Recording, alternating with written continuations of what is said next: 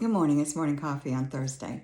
I'm amazed at how well our soul guides, our higher self, God, however we want to label it, knows us.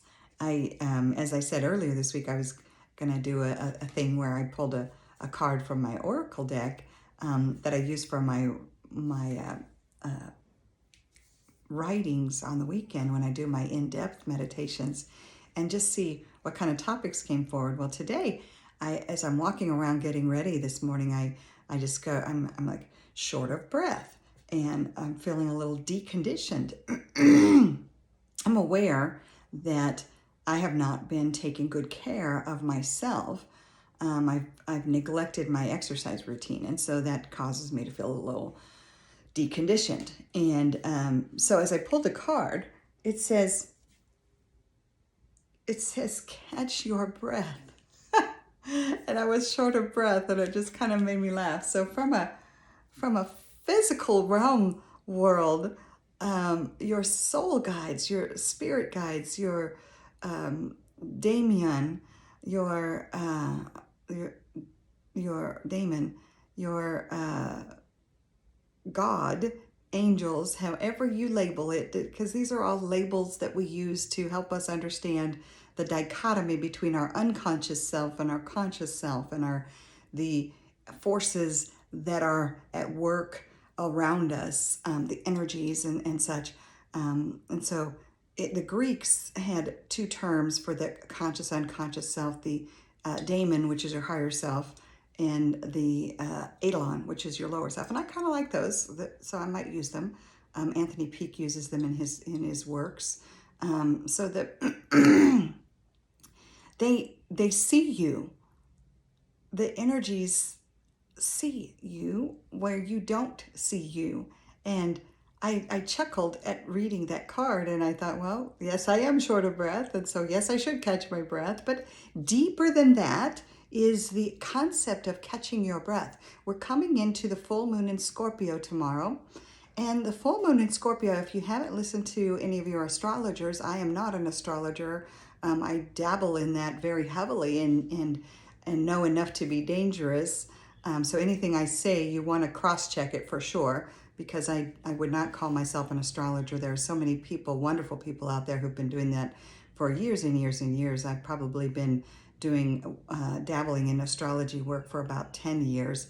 And so I do know quite a bit, and I feel very well versed, but not enough to put it out to you guys as maybe I could, but I'm not that confident. So the astrologers anyway would tell you that with this new moon in Scorpio, there's this moment for clearing things that don't serve you anymore. So Scorpio and Taurus sit in opposition to one another.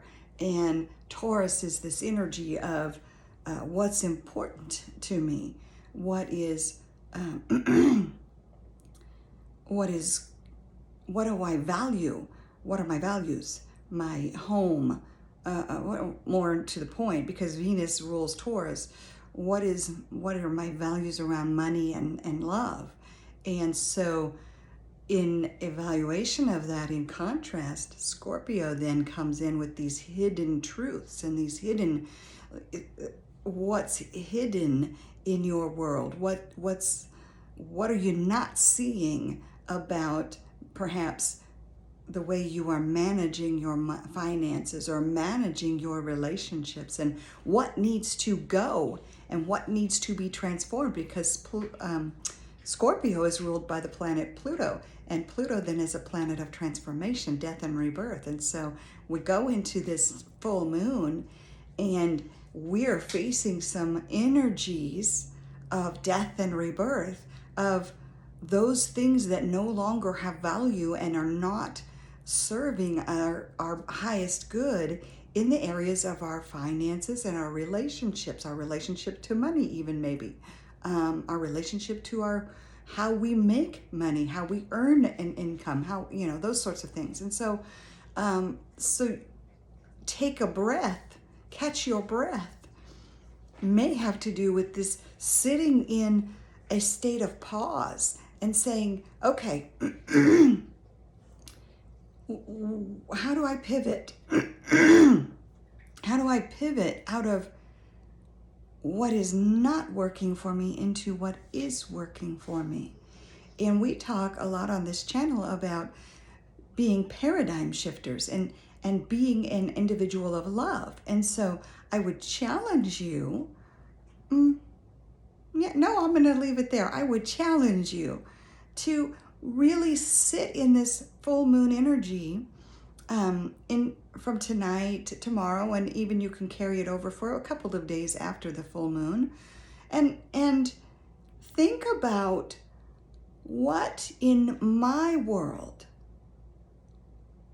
is needing death and rebirth, transformation around my relationships with my family, my relationships with my partner, my relationships with myself. I say that last, but that's the most important. Start there. What can I transform about the way I love myself? Love is kind. Love is patient. Love is not easily angered. Love is protective, etc., etc. How can you be more loving to self? And from there will flow everything else. You will be able to be more loving with your partners. You will be able to be more loving with your children, if you have children, with your family members, siblings, parents, extended family, with your friends, with your colleagues, with the stranger that you pass in the grocery store or at the gas station.